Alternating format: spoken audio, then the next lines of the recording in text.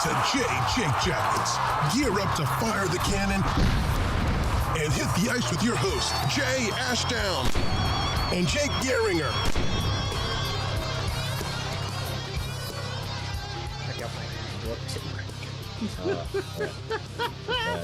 It was rough. I bet Friday nights are the worst. Weekends are tough. But the weekend, well, we're not going to get into that today. Yeah, I think we should get into, some of the stuff that's not playoff related on Tuesday. If we can shoot Tuesday. I can shoot Tuesday. I mean, if you want to do another 2-episode week, that's cool. Like, I know, just because I feel like there's some news that's kind of piling up a little bit that that we should probably get to. Yeah. Yeah. So like we did the bonus episode yesterday. Mm-hmm. With our buddy Jeff Svoboda, writer for your Columbus Blue Jackets, and you can check that out. We'll link that at the end of this show. But we're back to normal playoff shenanigans today, everybody. How you doing? I'm doing great. Can you believe it's already like getting into round 2 and we're like digging? This is going by really fast. Yeah, we're like really getting into round 2. I mean, a couple of these series are already 2 games in. We're coming up on game 3 for some of these. Yeesh.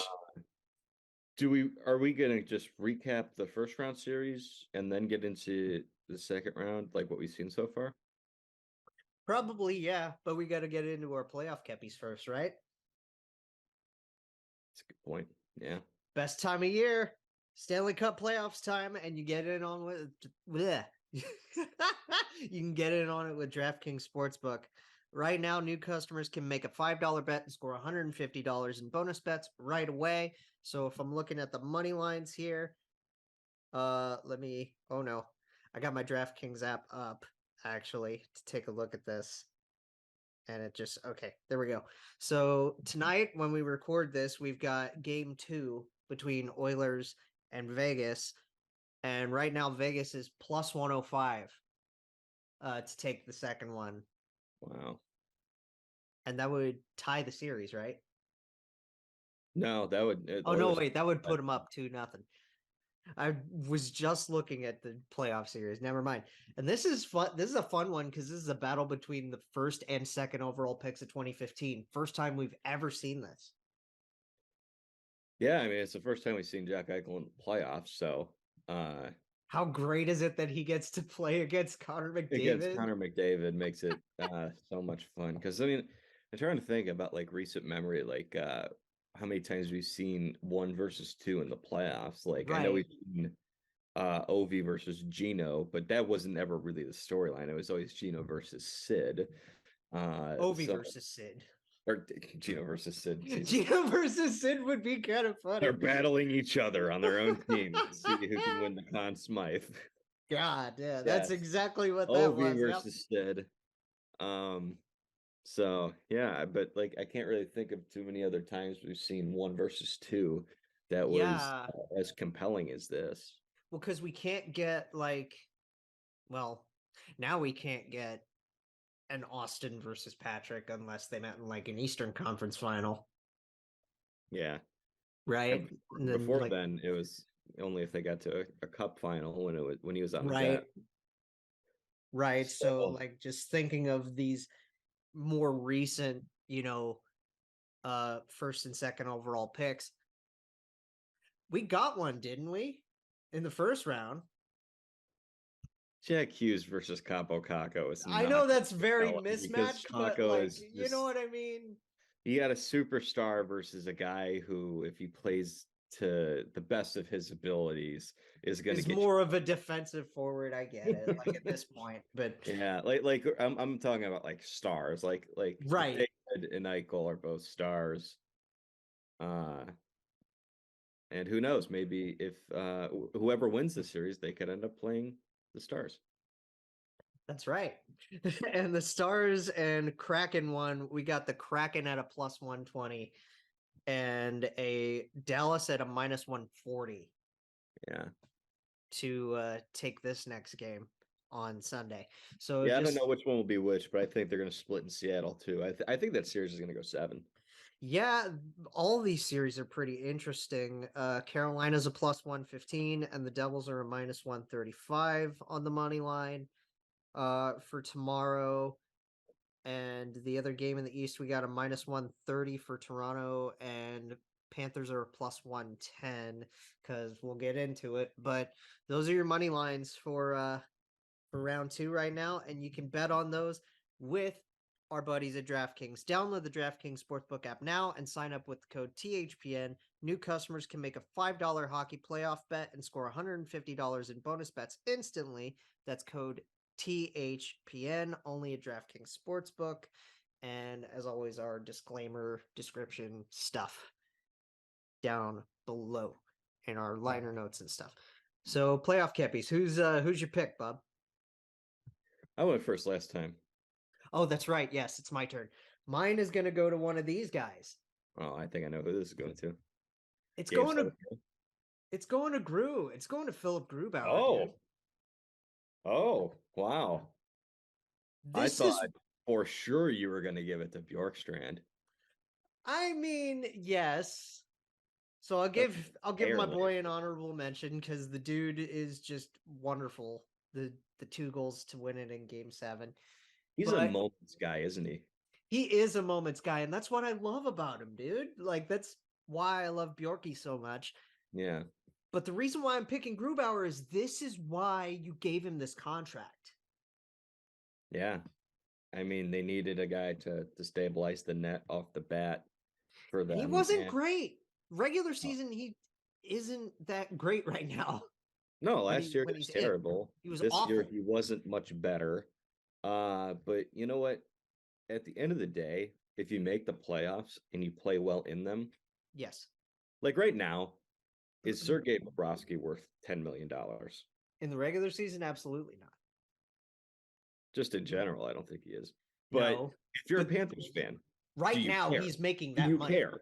Do you care that he's making $10 million right now? No, because he's earning that shit right now. Because the most important time of the year, these 2 guys who are making far too much money are playing up to it. That's all that matters. So well, like maybe not 10 million for Bob, but still, like he's I don't know. I think he's at least $10 goalie right now in the playoffs. He's looking like one. At least he's our boy back to form, right? I'll tell you, yeah, and we'll get into it later. But Bob was just ridiculous in Game 2. But yeah, Philip Grubauer of your Seattle Kraken is getting mine. You know, it's difficult to not give it to either guy who scored 4 goals in a freaking game, but the fact that they lost, it's not their fault, but it loses its luster. So I'm going to go with a guy, and this is a guy that we've talked about a lot on this podcast, particularly this past off season. Gave up a lot to get this guy, but I think Matthew Tkachuk has been more than worth it for the Florida Panthers. Oh my God. You make that trade 10 times out of 10. And Mackenzie Weegar is still really good. I think Jonathan Huberdeau is still really good. He had a bad season, but I think with the coaching change, we're going to see him. He had a bad coach for him. Like I think we're going to see him back to 70, 80 point kind of player. He's still really good, but you give up those 2 guys and all the other things 10 times out of 10 for this. He's an absolute game changer. We can talk about the Sutter stuff later on we'll talk about another that show. Tuesday. Yeah, but like this, absolutely. And we can talk about Paul Maurice here in a minute. Yeah, we will. But like Matt Tkachuk still putting up over 100 points. Yeah. In Florida with now his right-hand man is Sasha Barkov, which is brilliant. Barkov, they haven't played them together. Oh, that's right. It's him. Because Barkov's been on line 1 with Verhaeghe and Reinhart, and then the line and then that it's Bennett and Nick Cousins. Oh, that's right. It is Cousins. I So keep forgetting about Nick Cousins. First line, like I don't even think you have a first line. I think you have a first line and a first line. You have a 1A, 1B situation 6. Down there, the bottom 6. So you've got like one line that's absolute skill with Verhaeghe and Reinhart and Barkov, And then you've got another line that is still skilled, but it's brash. It's Nick Cousins. Like, he's not a top 6 forward, but he fits perfectly on that line. So you don't care because he meshes perfectly with what Sam Bennett and Matthew Tkachuk do. And they're just absolute difference makers out there. I think I want to save all of that for the end. Mm-hmm. Because like there's so much meat on that bone. Yeah, I just want to tease that for the end.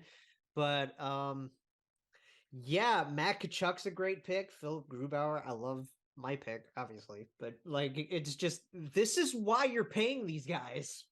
Yeah. They're performing in the big moments, and that's playoff Kepis, right? Yeah. And now we get into the recaps. We're gonna go out west. But first, coffee. How do you like that for another like cookie gag? Does that mean we have to start with the Oilers for Paul Coffee? I mean, do you want it? Yeah, why not? Yeah, why not? If we're starting out west, we got to start out west. Yeah.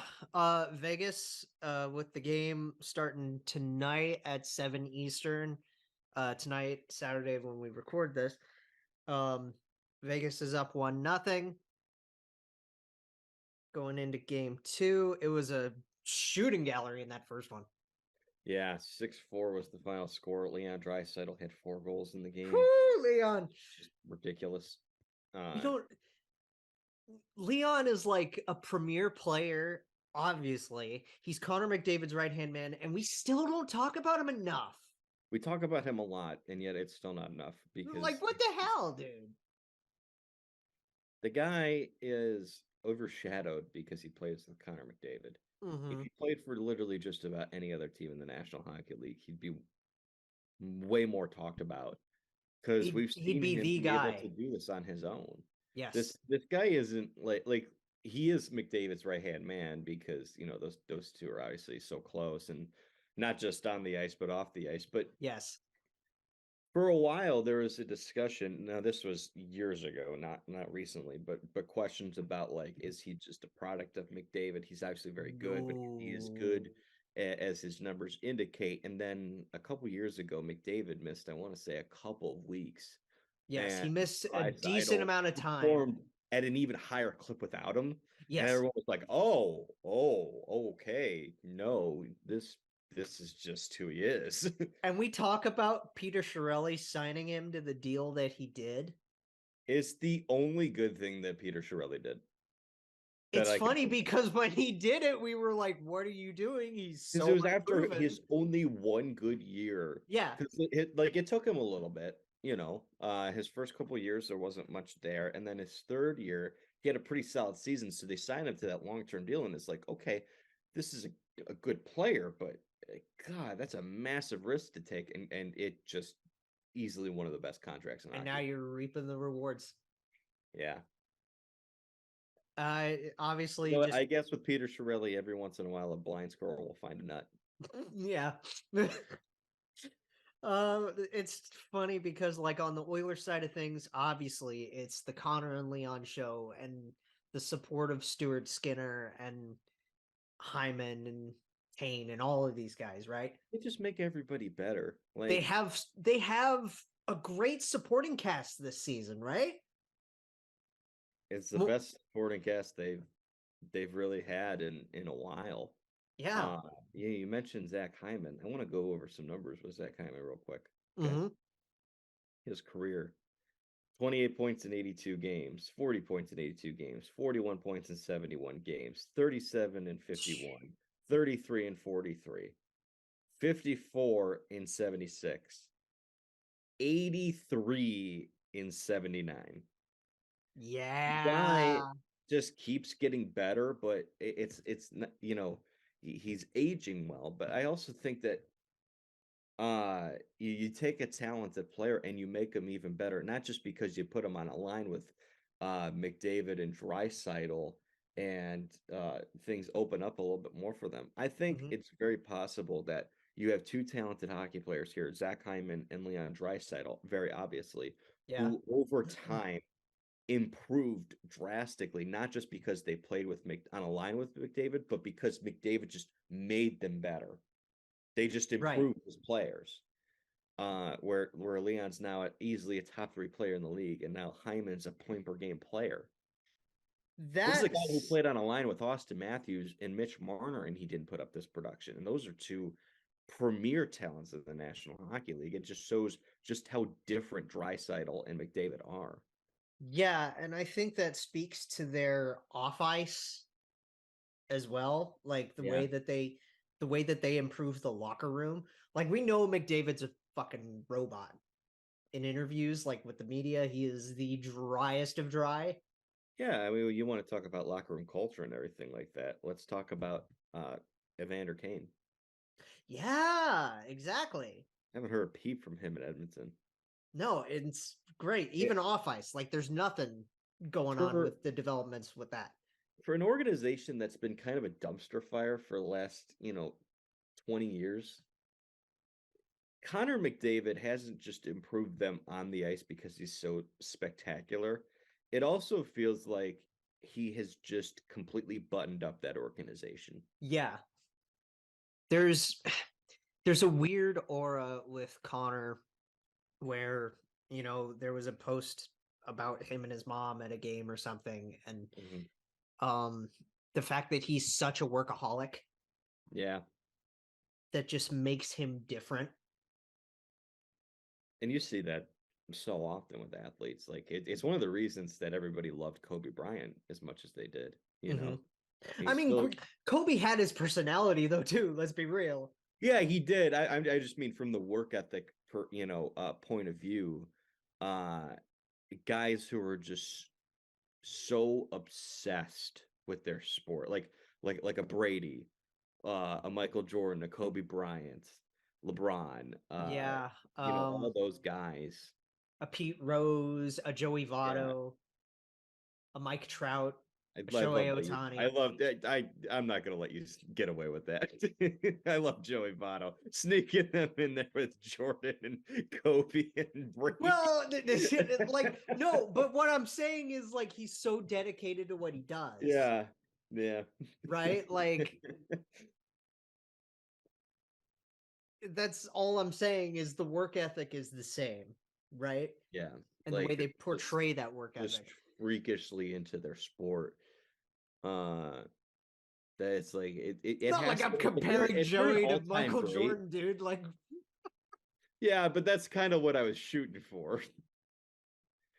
But like if you're gonna be an all-time great, like top 2, top 3 in your sport.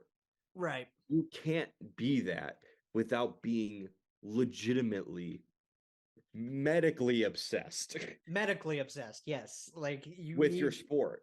You need to have it ingrained in your veins. Like an actual addiction to your sport. You love it that much. Exactly.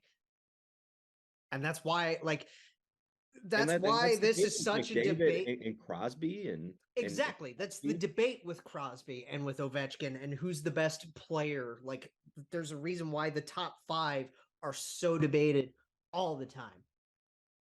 You don't get to be a Gretzky, a Yager, a Sid, a Lemieux, McDavid, a Lemieux, a Gordie Howe without being just ridiculously obsessed with your sport. Right. It's really cool. It's really cool to see. It's fantastic. I'm enjoying the hell out of it. Well, let's touch on the Vegas side of things real quick too. Obviously, because this is Jack's first playoff, and he's really doing his thing now. He's showing that he belongs in it. Yeah, and the supporting cast in Vegas is just head to toe a very complete team. You look at the defensemen. You got Shea Theodore, Alex Pietrangelo, Alec Martinez, Braden McNabb, Zach Whitecloud, who might be one of the most underrated defensemen, I think, in the NHL. I love Zach Whitecloud. He is super fun to watch all the time.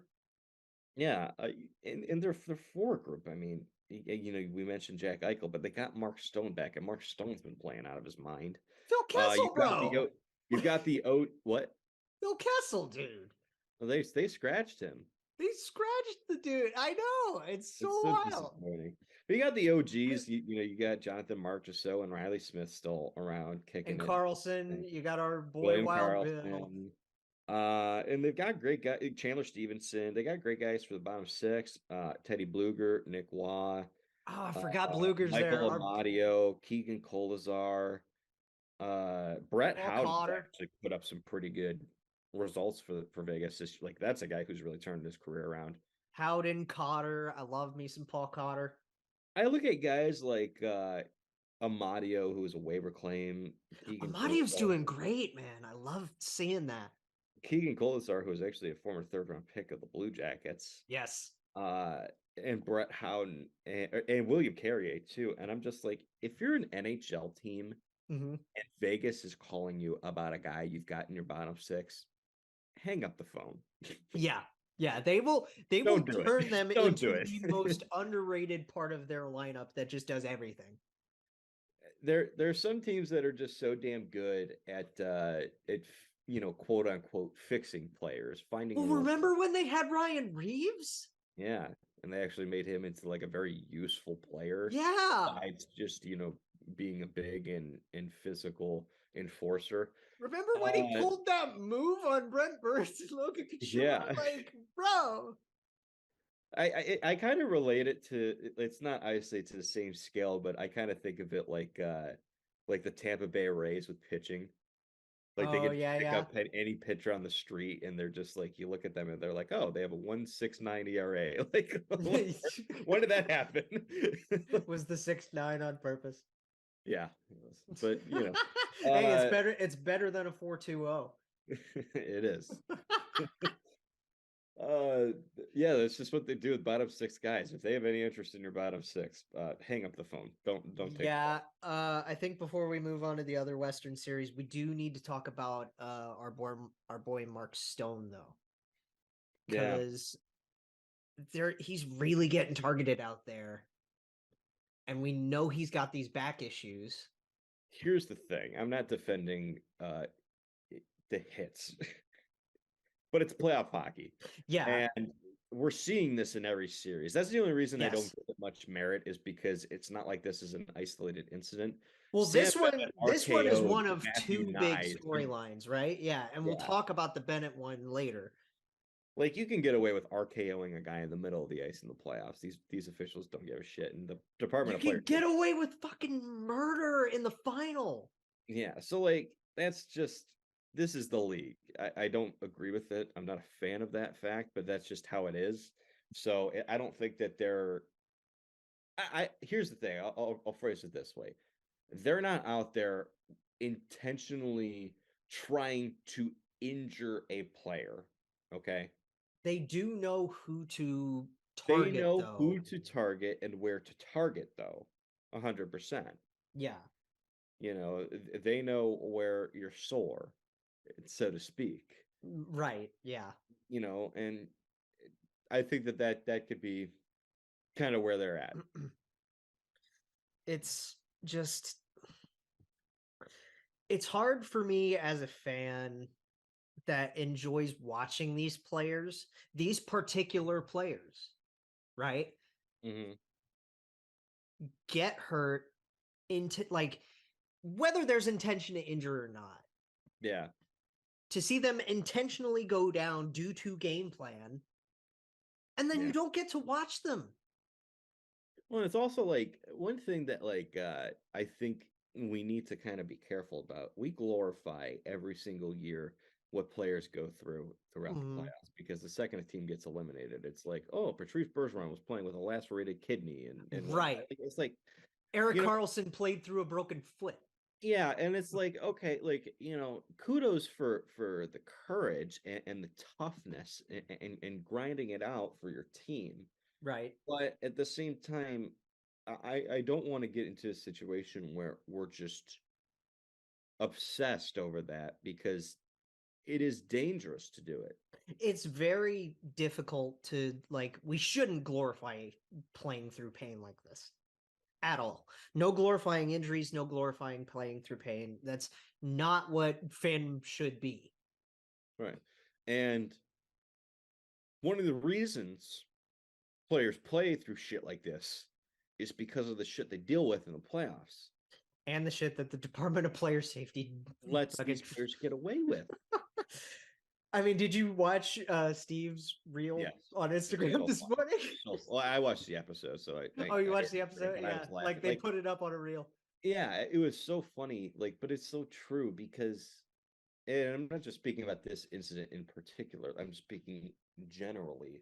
For the context, they were talking about let's have this Department of Player Safety. Let's call it that.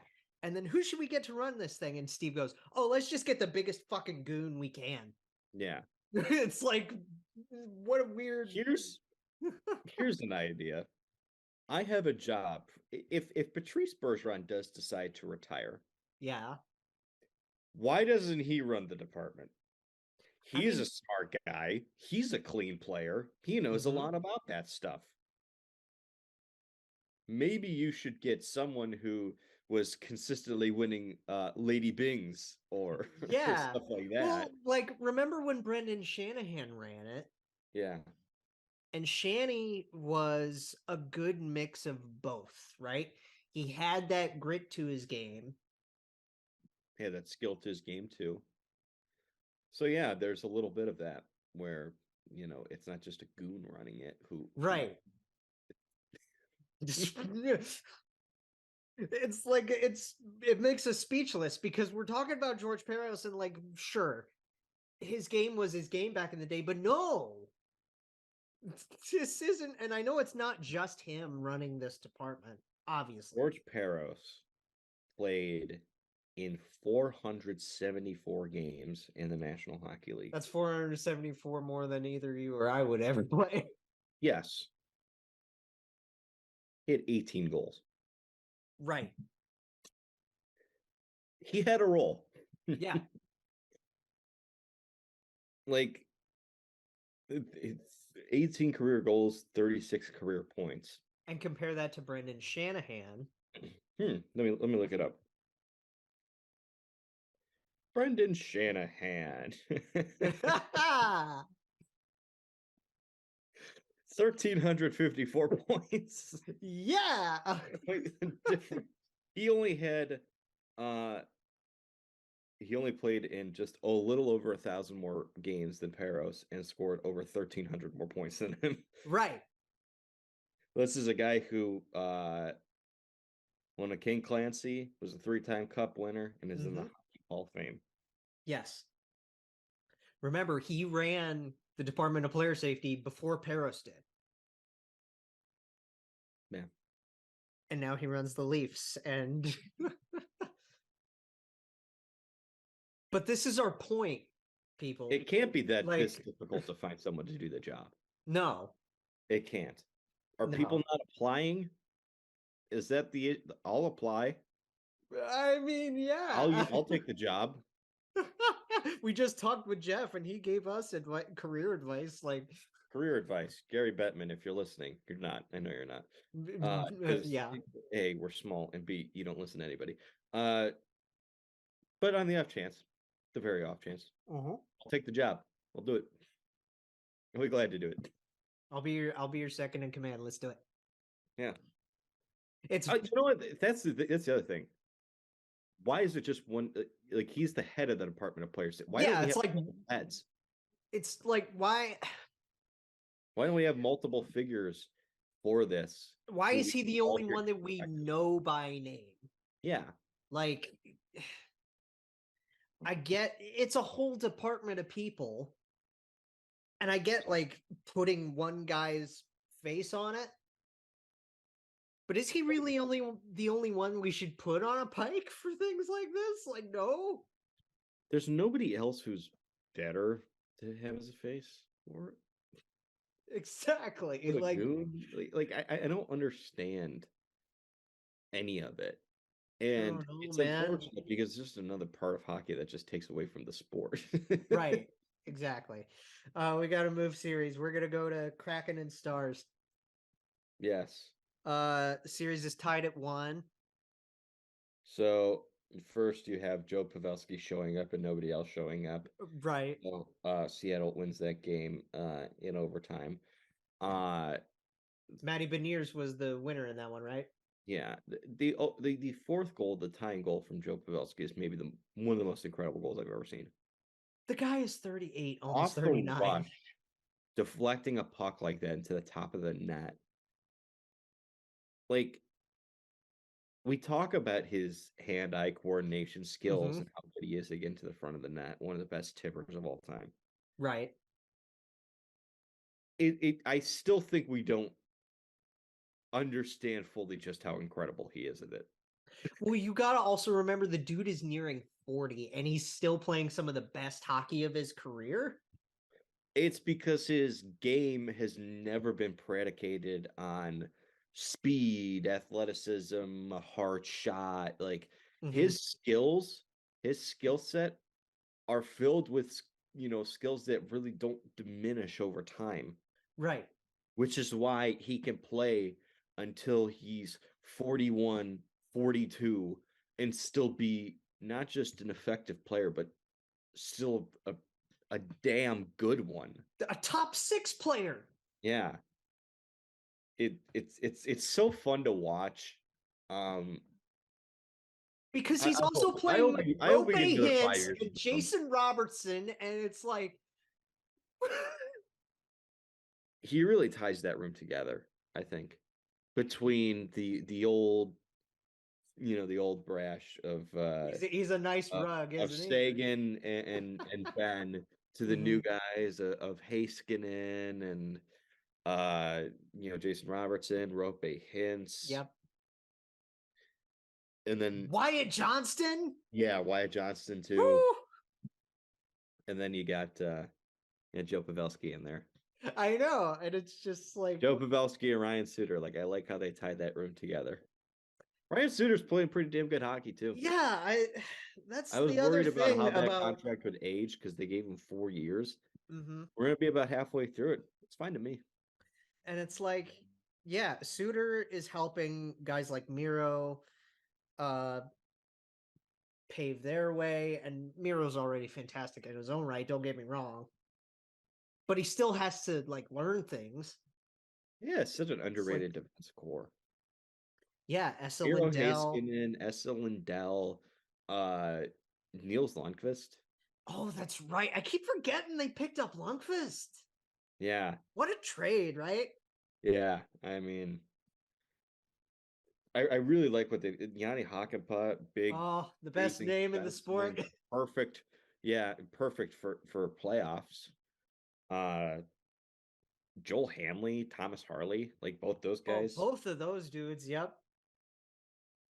I really like what they've built on. Ty Dellandrea, a very underrated bottom 6 kid for him. Yeah.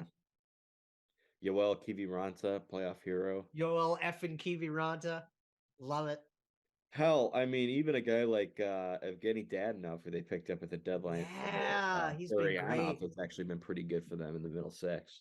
He's been awesome. Like the Johnston goal that was set up by Dadonov, like recently. Oh, music. I think Dallas has legitimate cup equity. I think that they can get there. Yes, particularly because they're in the first year of Pete DeBoer, which always we know. Yeah, we talk about that plenty. But he's also going up against a good position. He's also going up against a Jack Adams finalist in Dave Haxtell. It's gonna be a fun trivia question one day. Who were the Jack Adams finalists in 2023?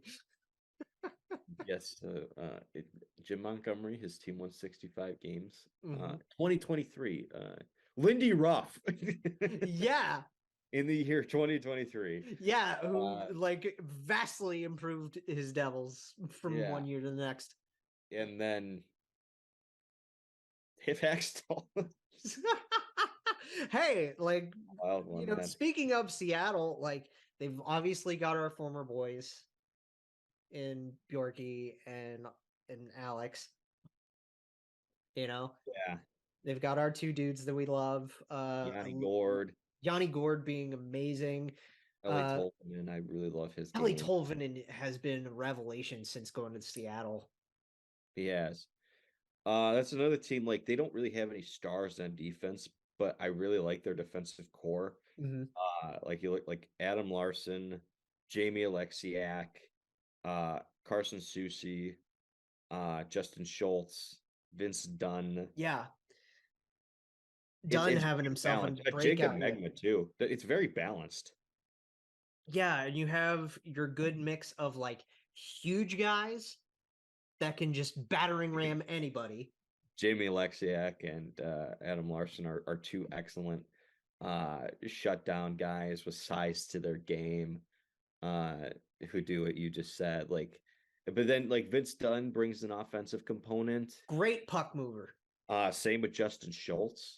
Justin Schultz he's another one that like wasn't doing that great before he got to where he is now. But when he got to Seattle, it's been wow. Yeah. Like they found a way. Like it feel like Seattle doesn't have any like true stars. Like Beniers is going to be a star. He's not a star yet. Right. They're just so damn balanced. Yes. They don't have like any one specific strength.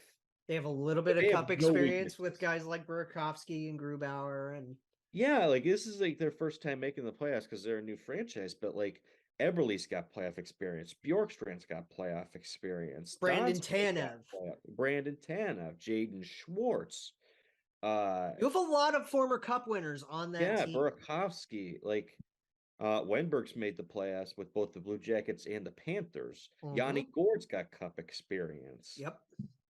Vince Dunn, like Justin Schultz, like they've all throughout the lineup. There's got guys DNA all throughout that lineup. I think they know what they're doing.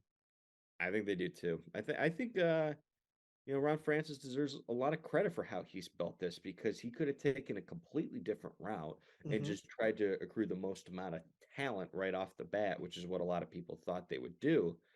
Right. But he took a different approach and they didn't get great results their first year, but shit, here they are in their second year and they're in the second round of the playoffs. Well, can we compare this to Vegas really quick too? Yeah. Because Vegas going to the cup final right off the bat was the biggest surprise. Yes. I don't know why we've changed the narrative overnight that they were gifted a great team. They weren't. No. It was a team that a lot of people thought was going to win like 32, 33 games heading into the season. I don't know why we're shifting that narrative. They took the misfit mentality and really ran with that. And then when they started winning, they couldn't stop. Yes. They like the only player you can say that they were quote unquote gifted was Fleury. Right. Exactly. Because Pittsburgh, and it's not, I don't want to call it a mistake on their end. They decided to keep the younger and cheaper goalie who won them 2 cups. So I'm not going to criticize the Penguins over that. They made the right call at the time. Didn't work out that way. But, so you get Marc-Andre Fleury, but shit, William Karlsson didn't even have double-digit goals with the Blue Jackets before he went on to score 40 with Vegas.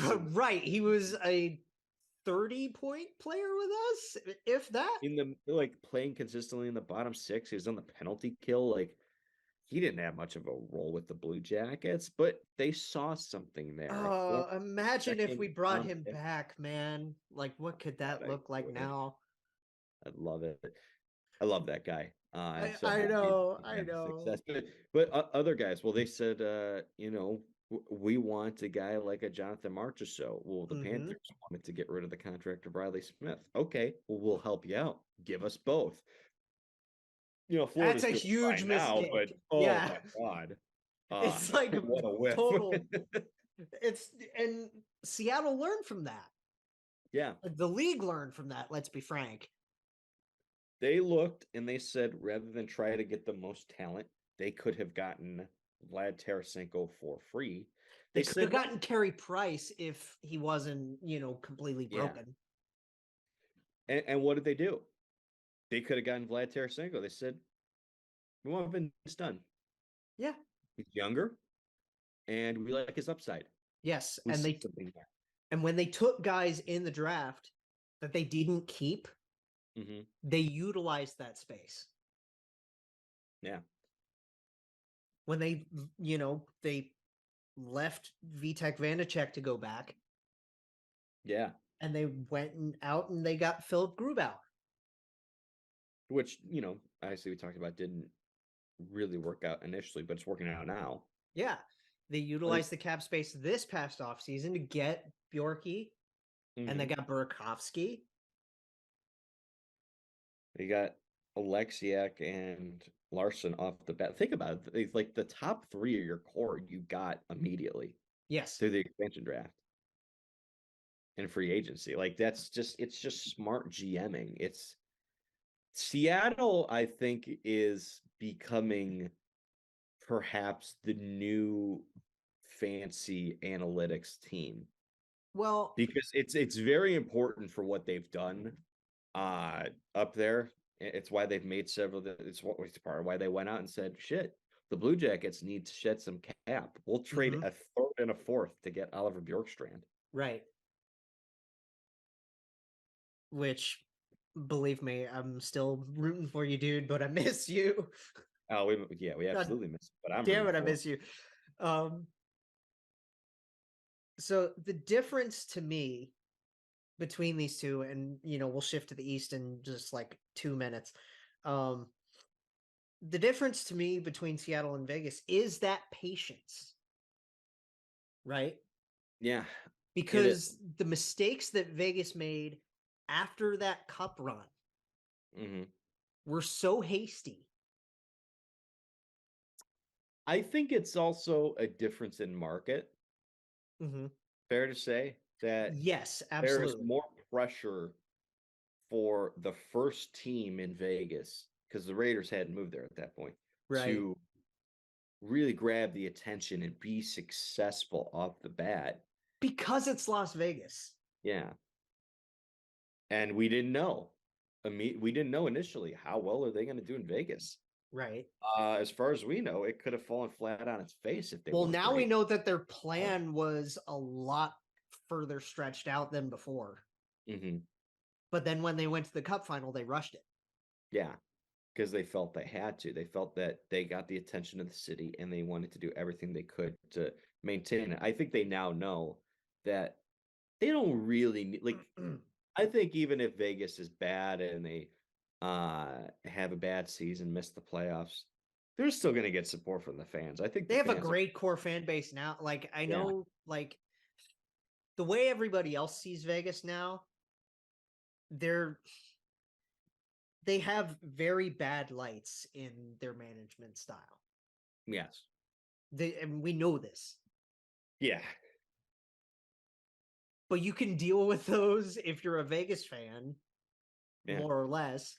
You can deal with those if you're a Vegas fan, because what did it get you? Well, you're in the playoffs right now, and you've got Mark Stone and Jack Eichel on your team. Like, yeah, you got Mark back. You have Jack.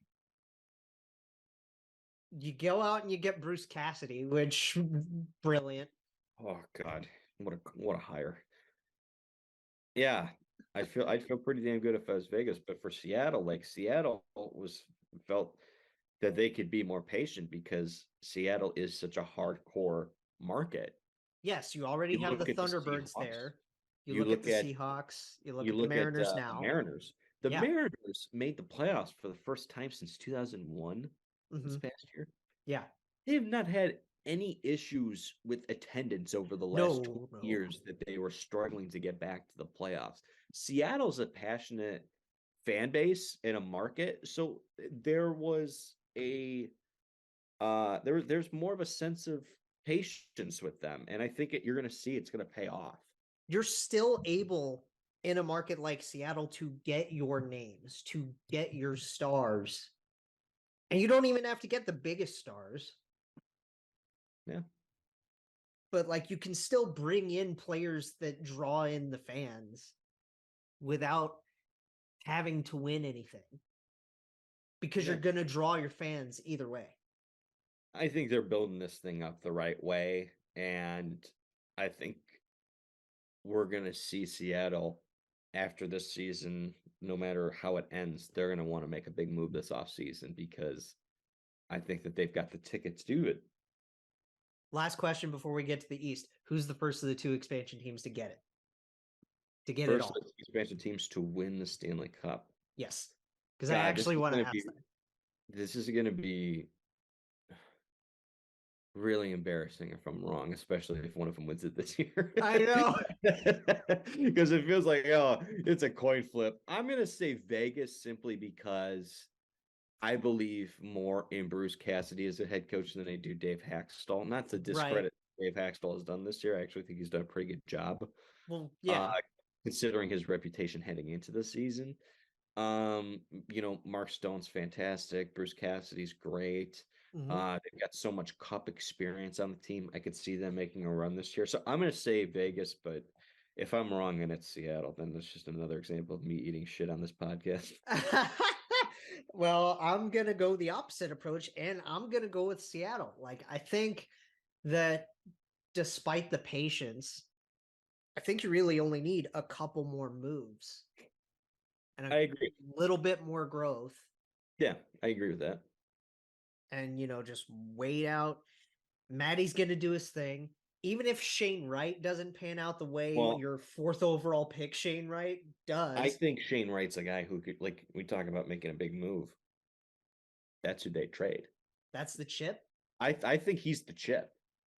I think they're looking at their roster. You look at Matty Beniers and Jared McCann, Yanni Gord, like, they're fine down there. Your center there. core is fine, yeah. Your center core is just fine.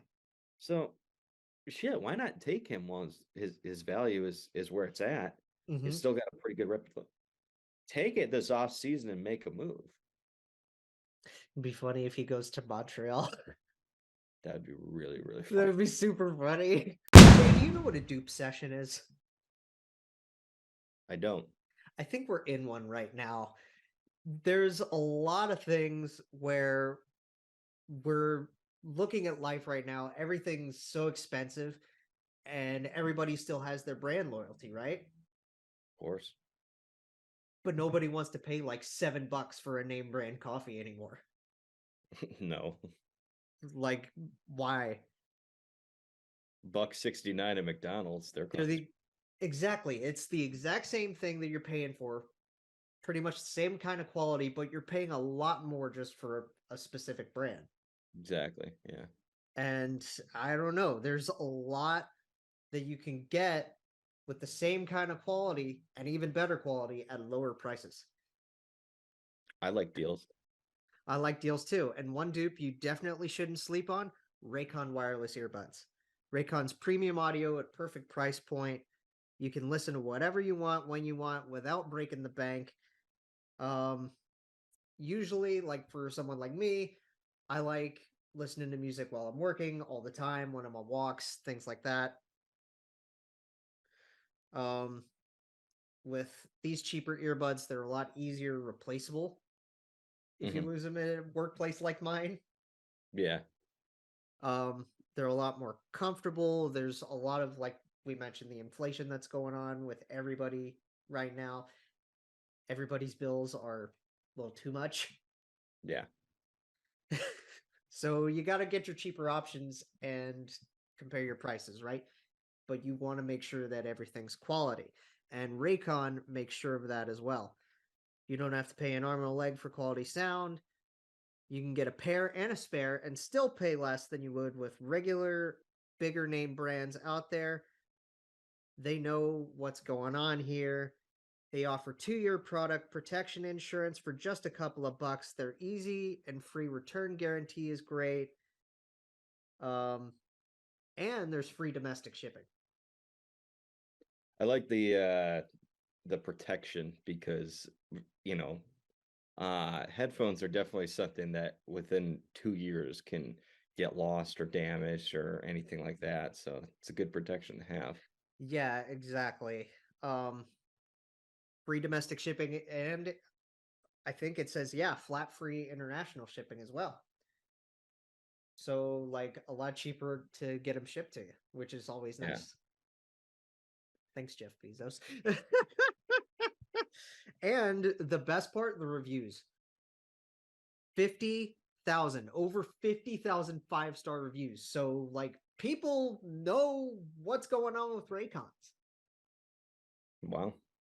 People know what's going on. Like a baseball stadium amount of people.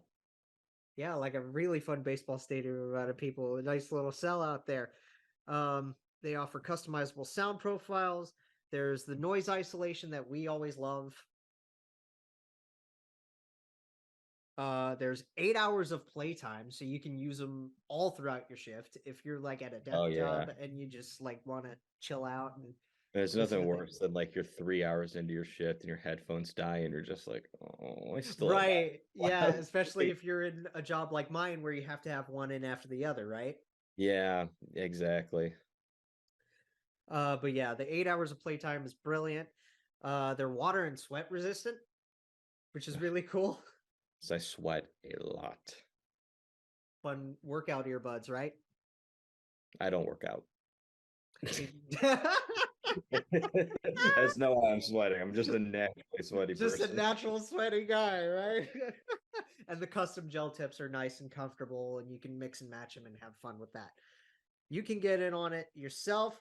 All you got to do is go to buyraycon.com/THPN today to score 15% off your Raycon order. That's buyraycon.com/THPN to score 15% off. buyraycon.com/THPN. All right, we're going out east, and we're gonna go to Kane's Devs. Hi, Neil. Hi. Hello to everybody, all of our Devils friends. Mel, I don't think everybody. the Devils are out of the series yet. No, like Carolina leads this 2-0, and that blowout last night was brutal. I mean, they lost games 1 and 2 to the Rangers 5-1 each, so they're outscored 10-2. They've now been outscored 11-2 in this series. Yeah, like I think the Carolina Hurricanes saw game 2 in the first round and were like, we can do better. And this is the beauty of hockey, because the Devils were outscored 10-2 in their previous series, and then they ended up winning game 3, and they won game 3 2-1. They won game 4 3-1. So they were still outscored through the first 4 games of the series, but it doesn't matter what the score. But they won the series. It matters the games.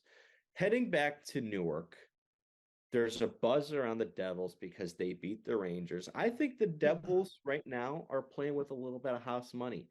This is a team that made the playoffs for the first time in 5 years. Yep. They beat their number 1 rival. They beat them in a game 7 to get to the second round. And you look at a team like who should have the pressure on this series. Well, Carolina is the higher seed. Carolina's been in the playoffs several times. Carolina needs to go on a run. They need to go on a run. So I think they just need to tweak some things, and I think the Devils are going to come out for game 3, and they're going to give it everything they've got, and we'll see where we're at heading into game 4. But I think for me, if I'm Lindy Ruff, I'm heavily considering going 11-7 for game 3. Well, Timo is skating again. And that's a big story with this series is the hit on Timo Meier. From the previous series, yeah. Yeah. So at least Timo's skating again. Right? You go, I think you still ride Akira, right? In net. I'm not making any changes in that. I think Akira hasn't been the reason that you've lost these games. Timo did play in game 2. Okay. Played 17 minutes. He's had a rough go of it. Jesper Bratt's had a rough go of it. My thing is, I would go 11-7. I'm taking Miles Wood out of the lineup. Put Luke in? I think it's time we see Luke Hughes make.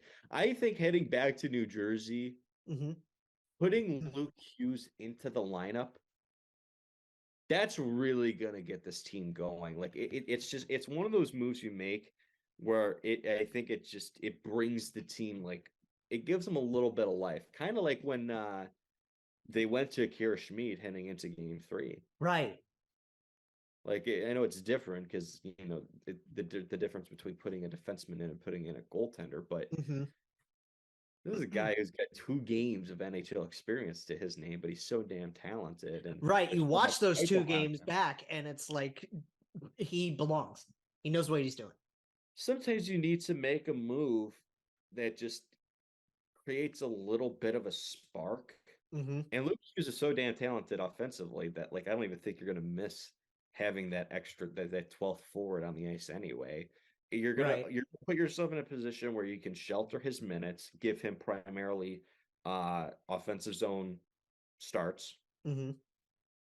I don't know if that's where they're gonna go with this, but that's what I would do. Start a cure for game 3. That's your guy, and get Luke Hughes into the lineup. Go 11-7. It's a physical series. Mm-hmm. Keep your defensemen as fresh as possible because they're, I think, the key for the Devils if they're going to come back and win this series. Your defense, and making sure that you're getting enough out of the guys that you need to on your forward core, out of Jack, out of Bratt, out of Timo, Dude. out of Palat. It's been like Hughes has been phenomenal. Mm-hmm. It's been a rough go of it for the Devils forwards. Yeah. Think about game 7. Like it was Michael McLeod. Right. Eric Halla. Exactly, yeah. And shit, who was the second goal for that game? I can't remember. I don't remember. Tomas Tatar, who was his first of the playoffs. And I mean, and he's been notably, notably rough in the playoffs. But like Tatar's been doing his thing. Like he hasn't been great. Let me go to the Devils real quick for their playoff numbers because I think this is important. Yeah. Who do you think is the leading scorer for the Devils in these playoffs? Oh God.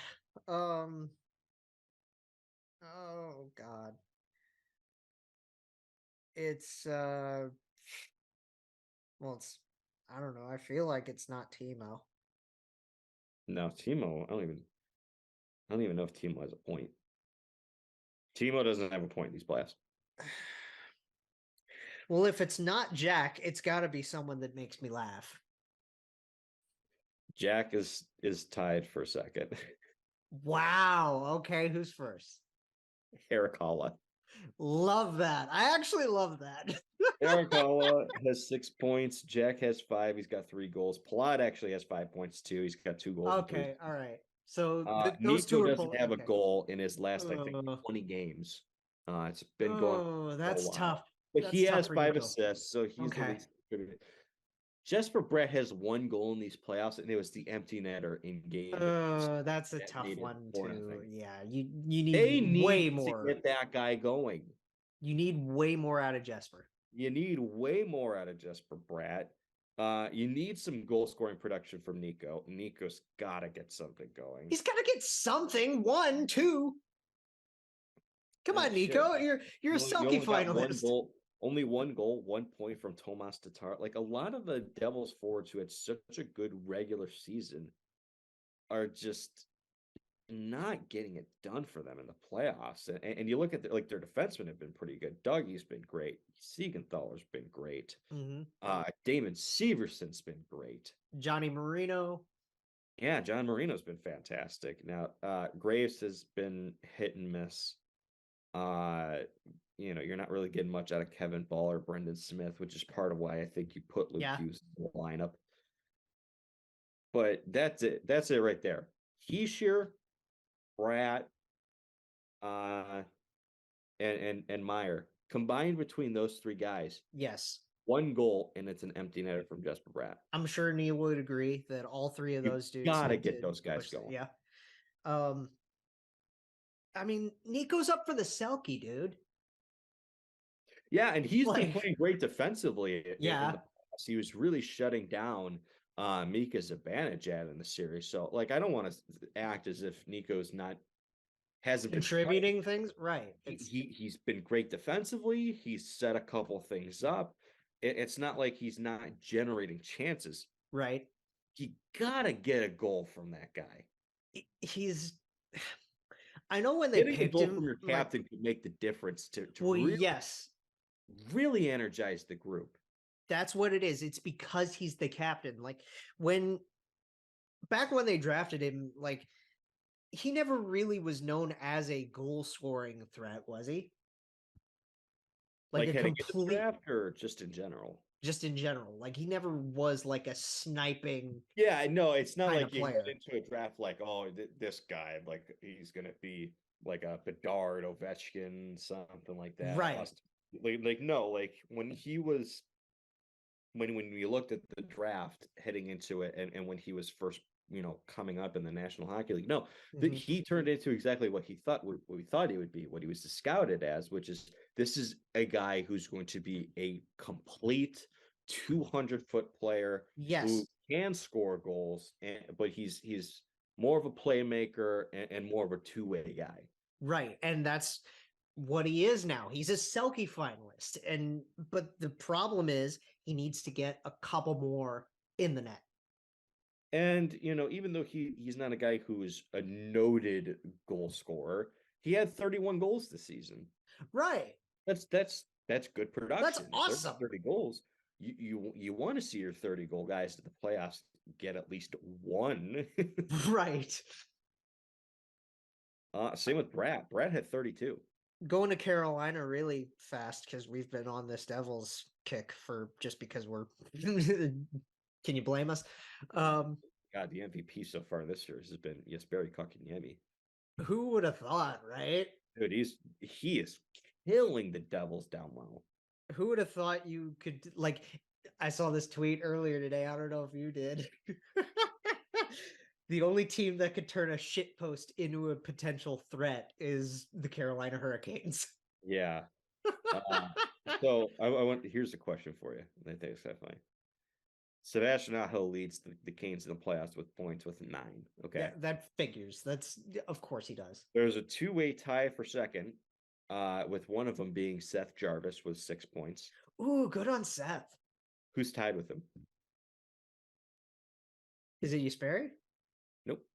No. Okay. Jesperi has 4. Okay. Marty Necas. Nope.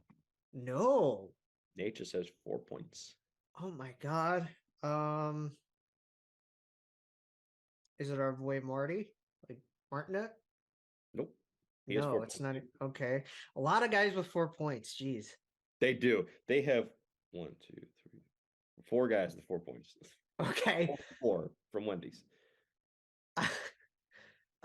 Slavin or Burnsy? Nope. Burns has 5 points. Burns has 5. Okay. So he's tied for third. Okay. Shit, who is it? Stefan Nason. Yo! Yeah. I love that. Oh, that's so good. 13 goals, 36 I forgot points he was on the such a season. big story.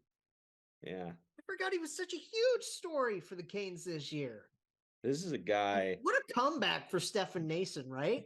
From 2020 to 2022, like not this season, like the 2021-2022 season, Mm-hmm. he played a combined total of 8 NHL games. Right. And had 0 points in them. This season played in 78 games and had 36 points. Man, what a story. I love it. Stefan Nason, man. I love that. So before that, he had. And we talk about this. We live for moments in the Stanley Cup playoffs, right? We live for these kinds of individual performances and storylines. Yeah, exactly. So before this season, he only had one season in which he had over 10 points in the season. That was 2017. He actually played in 72 games, had 13 goals, 14 assists, and 27 points. That was with the Sharks, right? Yeah. So with the Devils. Oh, that was with the Devils. That's right. And right now. And now he's playing some old players. Ooh. This is a fun series. And I think the Devils can get back into this tomorrow. I don't think this series is gonna end quickly. Like I know the Hurricanes have outscored them 11-2 and they're up 2-0. But we've seen this story already. And we've seen the story already. I think this is still gonna go 6 or 7 games. I really think that if New Jersey can just get one win here. The Devils need this win in game 3. Yes. They need it. It's friggin' it's SpongeBob in Sandy's tree dome. Right? I need it. All right, let's go to the most anticipated and talked about because of course it is. The Leafs and the Panthers. First friggin' second round series for the Leafs in 19 years. And so far, it does not look like they have the passion. I still think the Leafs are going to win this series. I do. It's going to go deep. We know it's going to go deep. The Leafs have, I saw this from James Myrtle, high danger scoring opportunities. The Leafs have 36. The Panthers have 19. Yes. 2 games. But the thing with this series, in particular, why the Panthers are up 2-0 going into game 3, they're turnover machines, man. This is why they beat Boston. Yeah. As soon as they get possession off a turnover, it's boom. It's a chance or it's right in the back of the net. Yeah. I think the Leafs are going to make the adjustments they need to. And one of the just saying, we saw this, we just mentioned it last series. The Devils were down 0-2 heading into New York. They made one change and it changed the series. Yes. The 11-7 would be an interesting, I'm taking Samsonov out of the net. Oh, you're taking Sammy out. Yeah. Not to say he's necessarily the reason that you're down. No, he's not the problem. Did you see his interview? You need a spark. You need to send a message. And unfortunately, he's the guy that you're going to be, quote unquote, making an example of. But I don't think he's been necessarily the issue. The Barkov goal he allowed was terrible. But other than that, I think he's played well. Well, did you see his interview with the media recently? I don't give a fuck what Bobrovsky's doing. Yeah, exactly. Which is true. Like, I like that answer because you're as a goalie, like, you can't do anything about the other guy on the other end of the ice. No. Why do I have to answer questions about the other goalie? I have no impact on how he plays. He's in his headspace. I'm in mine. Just leave it at that. And every puck I face, I'm trying to stop it. How well he's playing has nothing to do with my job. No, it's not like I'm focused 200 It's not feet like, away from oh, me. we scored 5 goals today. I just have to allow 4 fewer. No, you want to stop every puck. Exactly. So, yeah, no, I didn't mind that answer. I laughed at it. I think It's great. I think Sheldon Keefe is going to have it in him to make a big move. I think that move is taking Samsonov out of the net. I feel comfortable enough with going with Joseph Woll. And I know we're reminiscing on the first round as we go through talking about these second round series. Man, but I think it's relevant. Goalie, we talk about this all the time. Goalies are voodoo. They're weird. They're very weird. You make prime example right here. Yes. you make one small change in net and it can just change the entire freaking outlook of a series. Like, there's a prime example on your screens right now, everybody. Yeah, exactly. Like, and I this is something Steve said, I agree with. Like, you have to make this change now. Yes, absolutely. Because if you make this change after game 3, it's too late. Think about how you got here to begin with. Think about the celebration and then immediately turning and saying, okay, job's not done. Yeah. Because you look back at the celebration, Sheldon Keefe jumped 3 feet in the air, dude. Yeah. You want to talk about the fact that Brandon Britton was hit by a car? Oh, this poor dude. What the hell? Well, I mean, that explains Spezza being so reserved in his hug. Exactly. That was wild. That was one of the most wild things that happened in the first. I know. I'm glad Brandon's okay. Goddamn. Yeah. But wow. And it's just, you go through this, you win your first series in nearly 20 years, but job's not done. Right? Yeah. And then you start this and you lose both of your first games at home. And it's because of the turnover mistakes, mainly. Yeah. So really, it's pretty much that. It's limiting turnovers and being able to capitalize on your zone time. Excuse me, zone time. And obviously the other thing that we need to touch on story-wise is Bennett on Matthew Nyes. Matthew Nyes is going to be out for at least game 3 with a concussion. Because Sam Bennett came in, practically picked him up by the neck, and suplexed the kid into the boards. Screwdriver, Archego, whatever you want to call it. Steve said he cracked him open like a coconut. Yeah. It's kind of funny. I don't want to think about that with a human being. No. Especially with a kid in the National Hockey League. Like, yikes. Yeah, how about that for your welcome to the National Hockey League moment? Yeah. Oh. It's just... especially after he got his first goal. Yeah. Which is great, and we should be celebrating that.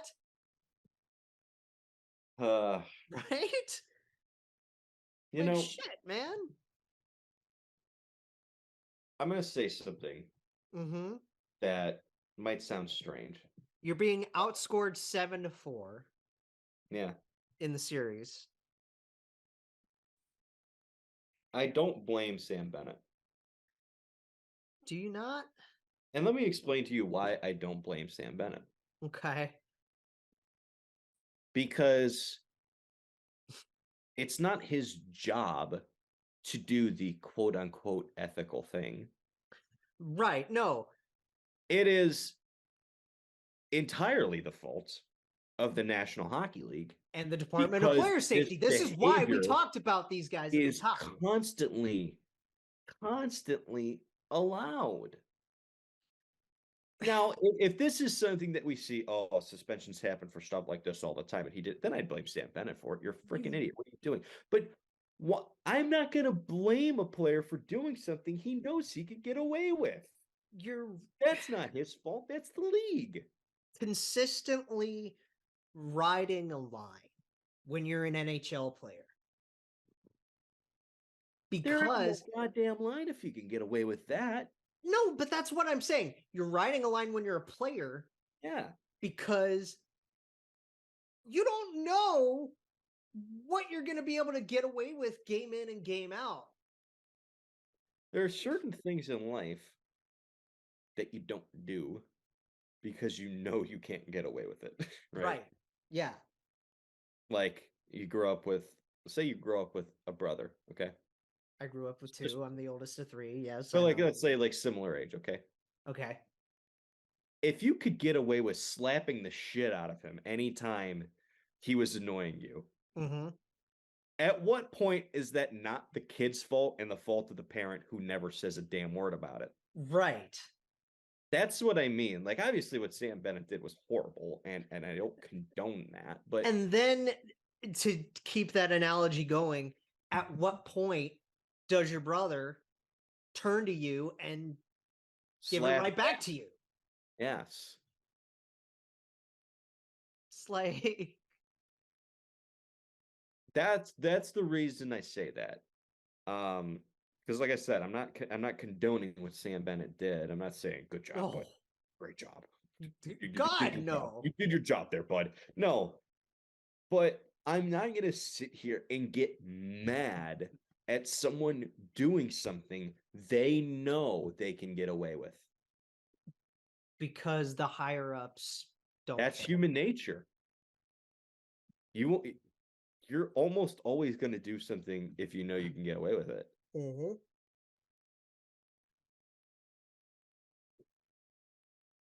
You know, it's like teaching. There are some teachers who are more lenient than other teachers, right? Right, exactly.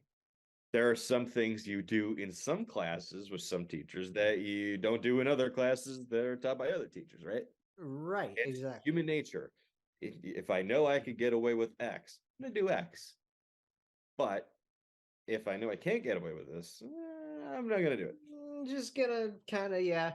Just not, It's try not not to gonna. smart me to do it. So it's not a Sam Bennett issue.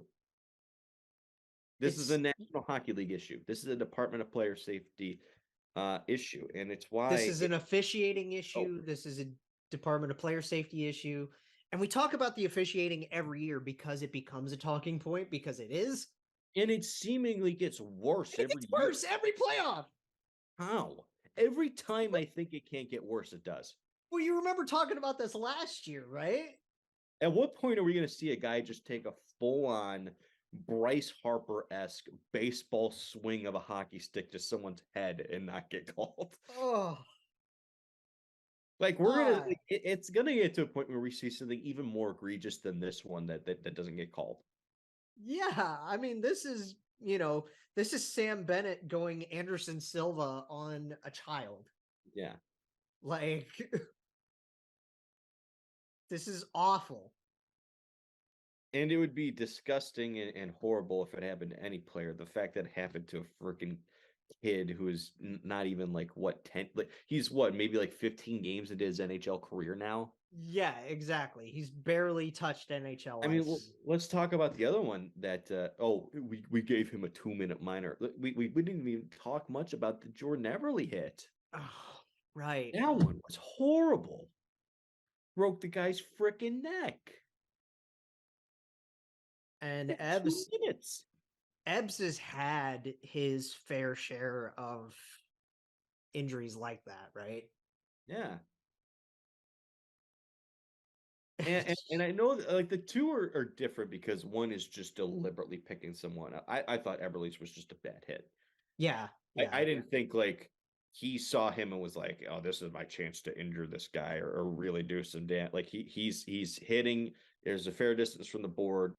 Awful result. Should have been suspended. It's a joke that he wasn't, but I think it is still a separate incident from back to round one for a minute. Andrew Cogliano, bro. Yeah. Again in his career. Yeah. There's but a the lot. fact that we're not going to see suspensions on either of those, like, there's a ton. There are teams like, we're lucky that the Bruins didn't advance. Because imagine what Brad and Freddie shit. Imagine what Hathaway, Freddie, Marchie could be doing to people. Bertuzzi. Like Bertuzzi, yeah. Bertuzzi could channel his dad, absolutely. Yeah. It's like, wow. It's scary to think about. It's a joke. And so many of these are head and neck injuries so far this playoff. Like, this is scary shit, dude. Well, I mean, shit. I mean, we already know that the NHL doesn't care about head injuries. Yeah, we know they don't believe that CTE. There's no link between concussions and CTE, according to it's just scary how often it's coming up with these incidents, like this particular playoff. It's awful. There needs to be major changes that, unfortunately, I just have zero confidence we're going to see. Did you say we need a referendum? That was like, didn't make me laugh, but it's creative. It's one of your better ones. I'm not gonna lie. You like that throwback? Yeah. Yeah, I'm gonna give that a 9.25 out of 10. Very, very good one. Let's call that. That should be the name of the episode. There you go. A referendum. I like it that much. Yeah. It should be the name of the title. Cool. Makes our job easier too. Awesome. God, I hope Nyezy's all right. I hope so too. Same with Cogliano. Same with Cogs. Darren Helm got another bad one too. Yeah, it sucks because Cogs and Helm are two guys we've kind of grown up on. Like neither of them were stars, but like we saw these guys for and entire career. Cogs with his Iron Man streak, and Helm was brilliant for the Wings in the playoffs. Helm's career lasted so much longer than it should have. Yes. He's another one of those longevity guys like Pavs, like obviously different kind of player, but Yeah, I thought his career would have been over like in 17 or 18, and here he is in like 2023, and he's still a very productive bottom six guy. Yes. Nothing but respect for that dude. So I guess just to wrap like the actual series talk, obviously Florida's going to do their thing, and Paul Maurice is going to complain, and Paul Maurice is going to do his thing. Yeah, I think that series is going to go 7. I still think the Leafs are going to win. I think they're going to get a breakthrough in Florida. They need to go 11-7. I agree. Like They absolutely they need to go 11-7, especially now that Matthew Nice is out, and they need to bring Eric Gustafson into the lineup. Okay, so you bring in Gus, I right? would. Well, that's the thing. I saw that bring in Gus was and take out Gio, and I saw that Gus was taking power play rushes yes, this morning. So I think you bring in Gus, and yes, Gio needs a bit of a rest because I mean the dude's 39. So I'm not giving you like the Paris. I'm just telling you the 7 I'd go with. Okay. Brody, McCabe, Riley, Shen, Liljegren, Gustafson, and I'll go Hull. Okay. I'm trying to just think because like And that leaves Giordano out. yeah, and I'm just trying to think of how you do it. McCabe and Brody, probably, because you've been writing that. Yes. Yeah. I think Riley Shen is still good. I like Riley Shen a lot. I like Riley Shen a lot. I really, really, really like how Shen is complementing Riley's game. I mean, we saw him already do that with Quinn Hughes in Vancouver. Yeah, exactly, right? Perfectly in that. So they balance each other. And then obviously you got your rotation, but I think you need to give Liljegren some reps here. Now, maybe pair him, majority of the time with. I was gonna say, like, do you start Lily with like Justin and Nah, I'd put him with Gus. put Lily and Gus together I and know then that that's rotate not Justin the in and best. out? I know that's not the most defensively it makes sense. pair, but that's a I pair think it makes that sense because Justin is another one of those whipping boys, Mhm. right? And I hate to say it like that, But he is. I mean, it is. but he is. Yeah. Like I love me some Justin Hall, but when he has moments, he has moments. And Yeah, I mean that's the way to describe him. Most of the time, this player's fine. There's nothing wrong with him. yeah, But he has moments where it's bad. yeah. But like, yeah, the defense, that's fine. Do you really start Justin Wall? I do. Okay. Okay. If So that's another big change. I mean, yeah, I mean, if Matt Murray's not ready, and I don't think he is, I'm going with Joseph Wall for Joseph. I don't know why I still have Justin Hall You know and what? It's Joseph because Wall. you just said Justin Hall. Yeah. So. That's exactly what that is. Yeah. So yeah, put the brick wall in net. And the biggest concern, obviously, other than Matthew Nyes that I have, Austin and Mitch need to be better. Dude, they've been brutal. William Nylander needs to be better too.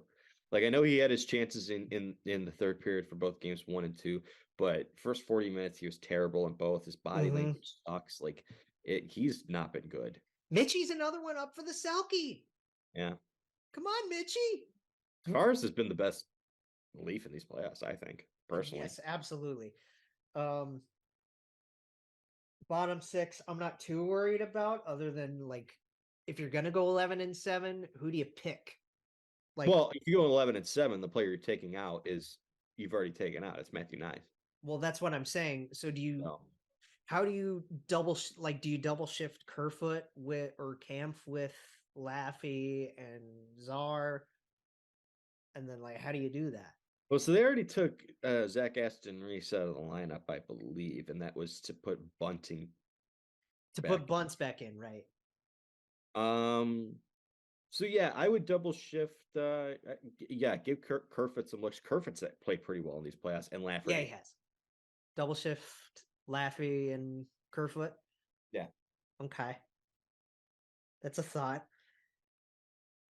Lafferty brings you some speed that I think you can use at times on your third line, and Kerfoot's been kind of all around.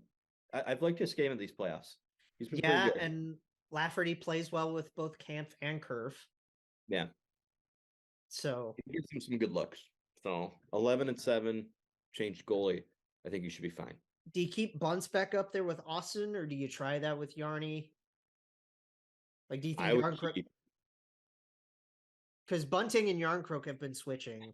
Here, this is where it's tough with Michael Bunting. Yes, exactly. Not entirely sure I want him with Austin Matthews right now. Right. And I don't want him with Austin Matthews is because Florida at home is going to have the opportunity to match up Matthew Tkachuk against that line. Against Michael Bunting, and you don't want to do that again after. No. So Michael Bunting, Michael Bunting versus Nick Cousins. Matthew Tkachuk, Nick Cousins, and Sam Bennett against Mike. Yeah, you need to be really careful against Michael Bunting. No. Get no chance I'm letting that happen. Right. So I would keep him lower in the lineup. Yes. So then Yarncroke would slot in. Yarncroke, Matthews, Marner. Yes, and that works. Yes, we know it works. So, JT Willie. Honestly, put Lafferty on that line. Really? Yeah, give him a little bit more speed. Ooh, kind of like it. Yeah. And then obviously you can have Camp with the guys that he works best with. Yeah. And then the other two are the other two. Exactly. That's totally fair. These playoffs aren't over yet, man. Like I know, like so many of these series that are 2-0 that I don't think are far. I don't think are. They're far from over. That's the thing. Is like a lot of these Leafs fans. Yes, I'm gonna call you guys out again, and I know I'm like, it's because I'm a Blue Jackets fan first that I have this better outside perspective. Calm down, guys. Where's the passion? I have the passion. I just have the wherewithal, though, to still be like, guys, it's game 3. Yep. Woo, boy. Let's do this, man. We got, we'll try to come at you Tuesday with more of a news show. And let's keep it rolling, everybody. Go check out our episode with Jeff Svoboda. That was fun episodes we've ever had. God, it was just brilliant. I want to shout out Jeremy and Laura again for just getting us in contact with the guy. It was also great because it was a shorter episode, so it's very it was to listen to. Yeah, it's easy to listen to. He was a talker, man. He was great. Like he was wonderful. Great. Like it wasn't a terribly long episode, but it was just jam packed with content. So a lot of stuff in there. Go check out our interview. Meaty burger. Yeah, go check out our interview with the Insider, the Svo Show. Let's go. We'll see y'all when we see y'all. Jake Jackets, a podcast for fifth liners and all puckheads around. Follow the guys on Twitter at Snake Garinger, GARRINGER, and at by J Ashdown. And subscribe on YouTube or wherever you listen. March on.